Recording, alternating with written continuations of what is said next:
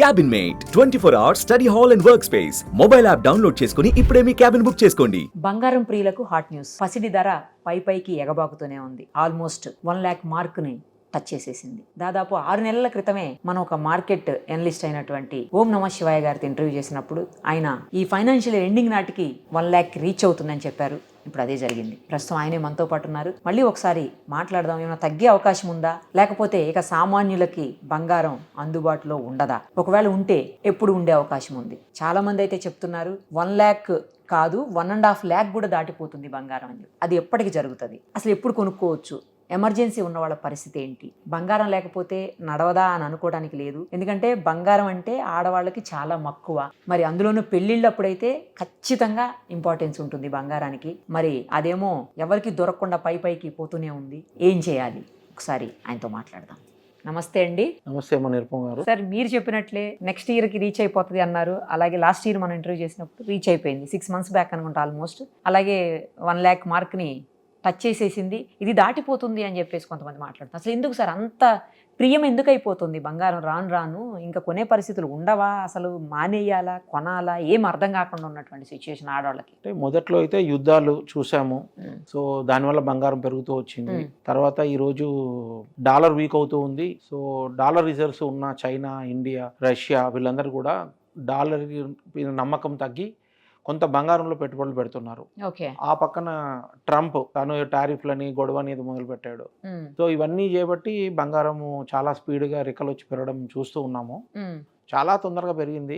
So ఈ speed చాలా ఊహకందని speed ఇది పెరగడం మాత్రం. కాబట్టి ఇవన్నీ పరిస్థితులన్నీ కూడా బంగారానికి అనుకోగా ఉన్నాయి, పెరగడానికి అనుకోగా ఉన్నాయి. కాబట్టి సో బంగారంలో ధరలు విపరీతంగా పెరుగుతుంది, మనం చూస్తూ ఉన్నాము. ఇప్పుడు 1,00,000 కూడా ఆల్రెడీ క్రాస్ అయింది ఈ రోజు. సార్, అప్పుడంటే యుద్ధాలు ఉన్నాయి, లేకపోతే కొన్ని మార్కెట్ అప్ అండ్ డౌన్స్ ఉన్నాయి కాబట్టి అలా జరిగిందండి. మరి ఇప్పుడు అంతా ఏమీ లేదు కదా. అయినా కూడా అంటే కేవలం డాలర్ తోటే బంగారానికి లింక్ ఉంటుందా సార్? డైరెక్ట్ లింక్ ఉందండి డాలర్తో బంగారం. డాలర్ వీక్ అయినప్పుడల్లా బంగారం పెరుగుతూ ఉంటుంది. ఎందుకంటే ఈరోజు అంటే యూనివర్సల్ కరెన్సీ అయిపోయింది డాలర్. వేరే ప్రత్యామ్నాయాలు ఏవీ లేవు. సో అందరూ డాలర్ని హ్యాపీగా తీసుకుంటారు ఏ దేశమైనా. సో అదేంటంటే అందరి నమ్మకం ఏంటంటే డాలర్ అనేది వాల్యూ ఉంటుంది, వాల్యూ స్టోర్ కంటిన్యూ అవుతుందని ఒక నమ్మకం అందరికీ. సో పెట్రోల్ అన్ని కూడా డాలర్ టర్మ్స్లోనే డీల్ చేస్తున్నారు. సో కాబట్టి అంతా కూడా డాలర్ మయమైపోయింది ఈరోజు. కానీ ఈ రోజు పరిస్థితి ఏంటంటే అమెరికా పరిస్థితి ఏంటి అనేది అగమ్య గోచరంగా అయిపోయింది. మళ్ళీ ట్రంప్ వచ్చి ఊరుకోకుండా తన అనౌన్స్మెంట్స్, టారిఫ్లు, డైరెక్ట్ చైనాతో యుద్ధానికి దిగుతున్నాడు. సో ఇవన్నీ చూస్తుంటే ఎక్కడికి పోతుంది అనే భయంలో ఇంకా డాలర్ వీక్ అవడము. మనకి 87.5, 88 ఉన్నది కాస్త ఇప్పుడు 85 అయిపోయింది రూపీ. సో ఉన్నదానిలో India is a better spot లాగా కనపడుతూ ఉంది. ఎందుకంటే ఇంటర్నల్ కన్జంప్షన్ ఉంది మనకి, కాబట్టి ఇండియా కొద్దిగా బెటర్గా ఉంటుంది. బట్ మిగతా అన్ని దేశాలు చాలా సఫర్ అవుతున్నాయి, స్ట్రగుల్ అవుతున్నాయి. ఓ పక్క అమెరికా డాలరు ఈ వీక్నెస్ కంటిన్యూ అవుతుంది. సో అమెరికాని మళ్ళీ పూర్వవైభవం అంటూ టారిఫ్లు పెట్టాడు. సో దాంతో అన్ని దేశాలు గగ్గోలు పెడుతున్నాయి.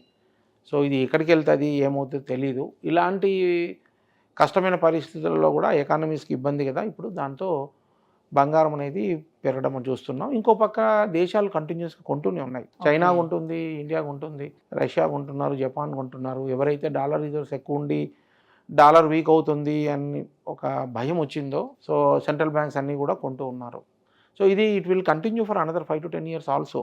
ఎందుకంటే ఒక్క రోజులో వచ్చి ఉన్న డాలర్స్ అన్ని కొనేసి బంగారం కొనాలి అంటే బంగారం అంత నిల్వలు లేవు భూమి మీద. బంగారం అనేది చాలా చిన్న అసెట్ కాబట్టి అంత కొనలేరు. సో కాబట్టి ఆ డాలర్లో కొంత వాళ్ళు డైవర్సిఫై చేసుకుంటున్నారు, కొంత కొనుక్కుంటున్నారు. సో కాబట్టి ఇట్ విల్ కంటిన్యూ. దేశాలు ఉన్నంత కాలం బంగారం పెరుగుతూనే ఉంటుంది. సో కాబట్టి రానున్న 5-6 సంవత్సరాల్లో కూడా బంగారం 1.5 lakhs లెవెల్కి వెళ్ళొచ్చు, 2 lakhs కూడా టచ్ అవ్వచ్చు. సో ఇంకో పక్క ప్రాబ్లం ఏమంటున్నారంటే డాలర్ని డీవాల్యూ చేయొచ్చు అని ఒక టాక్ నడుస్తుంది. ఒకవేళ డాలర్ని డీవాల్యూ కనుక అవుతే, అంటే మనం 1991లో పివి నరసింహారావు గవర్నమెంట్లో పివి నరసింహారావు గారు చేశారు డీవాల్యూ. అంటే ఏంటి సార్? అంటే మన వాల్యూ మనంతరం మనమే తగ్గించుకుంటాం. ఆ దేశం తన కరెన్సీ వాల్యూ తగ్గించేసుకుంటుంది మిగతా కరెన్సీస్తో. కానీ అలా చేస్తుందా? చేయడం వల్ల చేస్తుంది. మనం ఇండియా చేసినప్పుడు అప్పుడు 91లో మనము చాలా సంక్షోభంలో ఉన్నాము. సో అప్పుడు మనము తగ్గించుకోవడం వల్ల ఎక్స్పోర్ట్స్ పెరిగాయి, మన ప్రొడక్ట్స్ అన్నీ కూడా అందుబాటులోకి వచ్చాయి. సో ఎకానమీ కిక్ స్టార్ట్ అయింది. అప్పుడు 2 times చేశాడు. అదే ఇయర్లో 91లో టోటల్ 20% వరకు చేశారు. 9% ఒకసారి, 11% ఒకసారి డివాల్యూ చేశారు. 20% ఒకటేసారి డివాల్యూ అయినాక ఎక్స్పోర్ట్స్ ఊపందుకున్నాయి. బ్యాలెన్స్ ఆఫ్ పేమెంట్ పొజిషన్స్ కూడా కొంచెం ఇంప్రూవ్ అవుతాయి, ఎక్స్పోర్ట్స్ పెరుగుతాయి. సో మన అందుబాటులో వచ్చినాయి. కాకపోతే ఇంటర్నల్గా మనకు ప్రైస్లు అన్నీ పెరిగినాయి మనకి ఆ ఇయర్. కానీ మనం బయట ప్రపంచ దేశాలతో చూసుకుంటే మన అన్నీ కూడా కొంచెం అందుబాటులోకి వచ్చాయి. ధరలు అవన్నీ అందుబాటులోకి వచ్చి రియల్గా అది ఒక కిక్ స్టార్ట్ చేయడం వల్ల అది బాగా పనిచేసింది, మనకు దేశానికి బాగా హెల్ప్ అయింది. రూపీ డివాల్యూ అయితే అయింది, ఒక 20% స్టేట్ అవే అయింది. సో కానీ డాలర్తో డివాల్యూ అయింది. కానీ మనకి అక్కడ నుండి కిక్ స్టార్ట్ అయిన ఎకానమీ ఈరోజు మంచి టానిక్ లాగా పనిచేసింది. అది ఈరోజు బాగా తర్వాత వచ్చిన మరి గవర్నమెంట్స్ కూడా ఎంతో కొంత మంచి చేస్తూ వచ్చాయి. లాస్ట్ 10 years చూస్తున్నాం, మోడీ కూడా ఆల్రౌండ్ డెవలప్మెంట్ చేస్తున్నాడు. సో వీఆర్ అంటే మిగతా దేశాలతో కంపేర్ చేస్తే వీఆర్ డూయింగ్ బెటర్ అని చెప్పొచ్చు. సో కాకపోతే ఒక పక్క డాలర్తో మన రూపీ వీక్ అవుతూ వస్తుంది కంటిన్యూస్గా.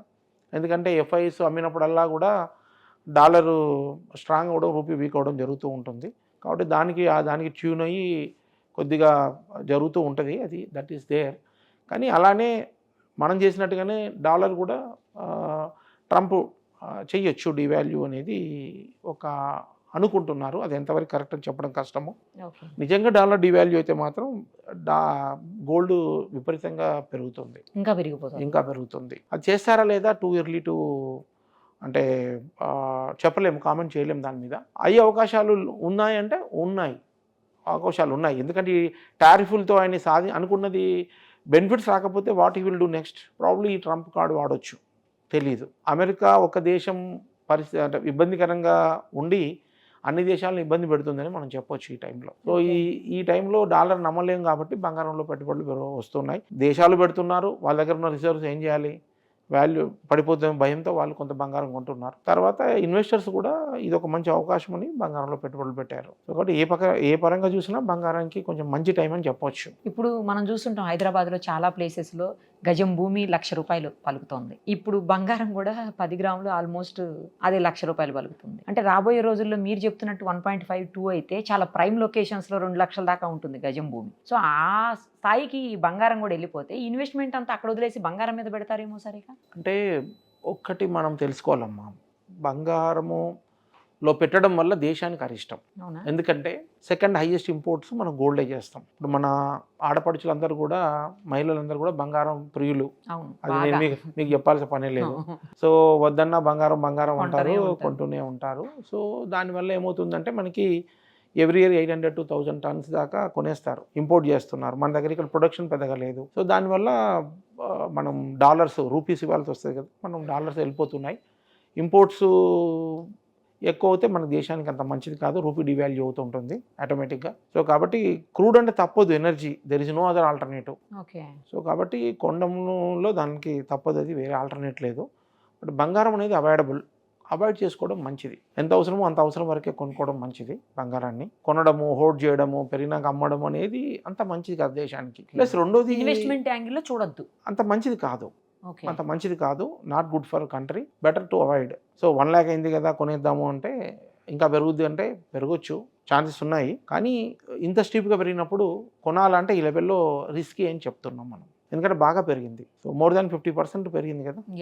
సో ఈ టైంలో కొనాలంటే వద్దు. సో బంగారం కొనడం వద్దు. పెళ్ళిళ్ళు, పేరెంటాలు, ఫంక్షన్లు ఉన్నాయి అన్న వాళ్ళు ఏదైనా కరెక్షన్ 4-5 వేలు ఎప్పుడైనా కరెక్ట్ అవుతుంది కదా. సో అయినప్పుడు 5-6 వేలు కరెక్ట్ అయినప్పుడు కొనుక్కోవచ్చు, అలా కొనుక్కోండి. లేదు కొంచెం ఇన్వెస్ట్ చేస్తాము, ఇంట్లో మా పిల్లల పెళ్ళిళ్ళు ఉన్నాయి 1 year 2 years తర్వాత మాకు అవసరాలు ఉన్నాయంటే ఎప్పుడైనా 90 లెవెల్కి వస్తే ప్రాబబ్లీ కావాలంటే కొనుక్కోవచ్చు కొంత బంగారం. బట్ లాంగ్ టర్మ్లో మేము 5-10 ఏళ్ళు ఉంది, పిల్లలు ఇంకా టైం ఉంది మాకు అనుకునే వాళ్ళు సిస్టమేటిక్ ఇన్వెస్ట్మెంట్ ప్లాన్, ఎస్ఐపి అంటాం కదా, ఆ మోడ్లో ఈటీఎఫ్స్లో కొనుక్కోవచ్చు. అంటే ఎవ్రీ మంత్ ఇన్స్టాల్మెంట్లో ఎవ్రీ మంత్ ఒక particular date, particular amount fix చేసుకోండి, 10,000 20,000 ఎవ్రీ మంత్ అంతా కొనుక్కుంటూ అక్వైర్ చేయండి 5-10 ఏళ్లలో.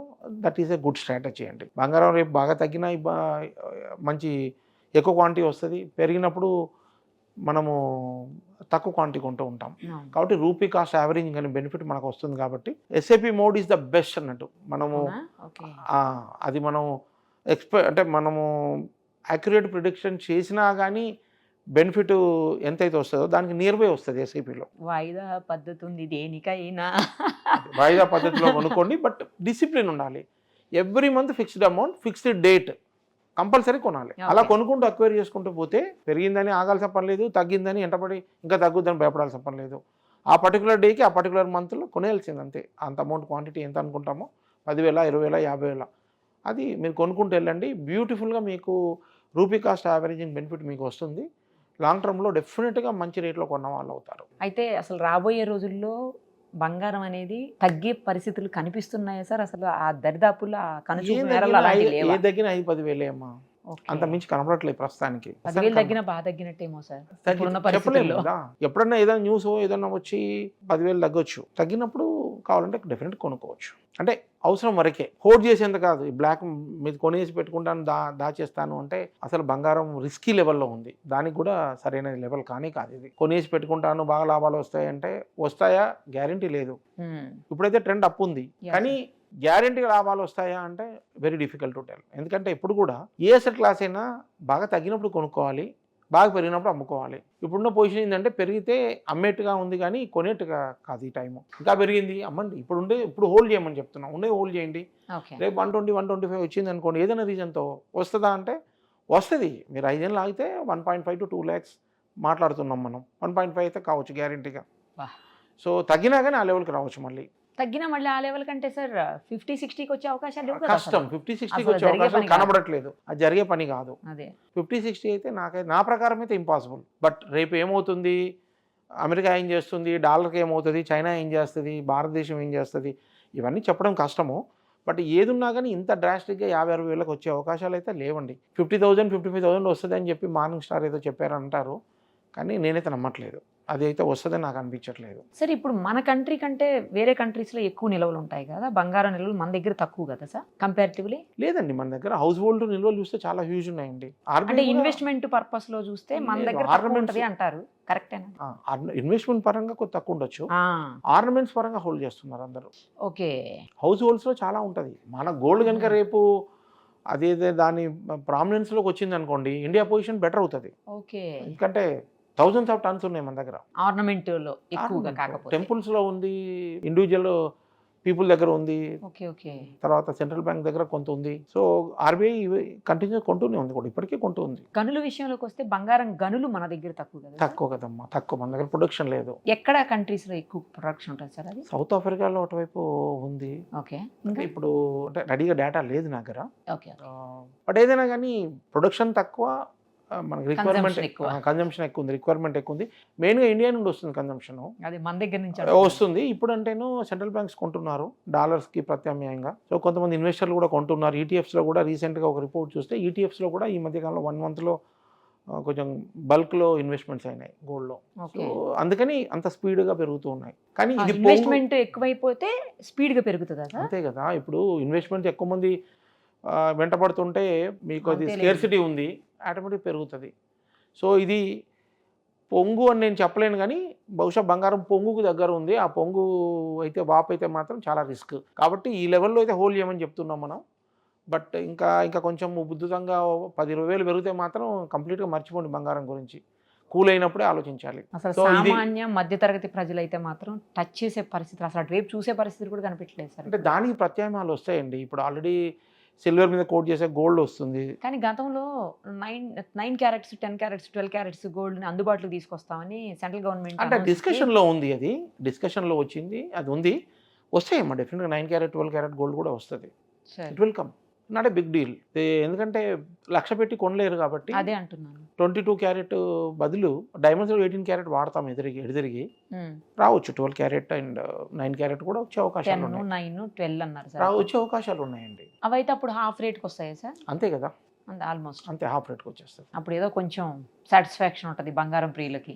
అవును, ఇవన్నా కొనుక్కోగలిగామని అట్లీస్ట్. అదే ఎవరైనా బంగారమే ఇంకా పెరుగుద్ది మేము అనుకుంటున్నాం, కొంటాము అనుకుంటే అట్లా రిస్క్ టేకర్స్ ఉంటే బంగారం బదులు వెండి చూడమని చెప్తున్నాను నేను. వెండి కొనుక్కోమని చెప్తున్నాను. ఎందుకంటే బాగానే పెరిగింది కదా సార్, పెరిగింది కానీ తక్కువ పెరిగింది. సో రేషియో ఉంటుంది, గోల్డ్కు సిల్వర్కి రేషియో ఉంటుంది. అది more than 100 క్రాస్ అయింది. more than 100 ఉంది కాబట్టి అది కోవిడ్లో 120 వరకు వచ్చింది. So it is looking attractive. Silver looking attractive. కొంత రిస్క్ టేకర్స్ ఉండి బంగారం నాకు కావాలి పెట్టాలి అంటే నా సలహా ఏంటంటే బంగారం పక్కన పెట్టు, వెండి వైపు చూడు, వెండి కావాలంటే కొనుక్కో అని చెప్తున్నాం. సో బెటర్ బంగారం మీద సిల్వర్ బెటర్ అంటున్నాం, కానీ గ్యారెంటీగా పెరుగుతాయి అని చెప్పే పొజిషన్ కాదు ఇది. ఆల్రెడీ పెరగాల్సిందంతా పెరిగిపోయింది ఇప్పుడు. కాబట్టి ఇప్పుడు రిస్క్ లెవెల్స్, ఇవన్నీ కూడా రిస్క్ లెవెల్స్.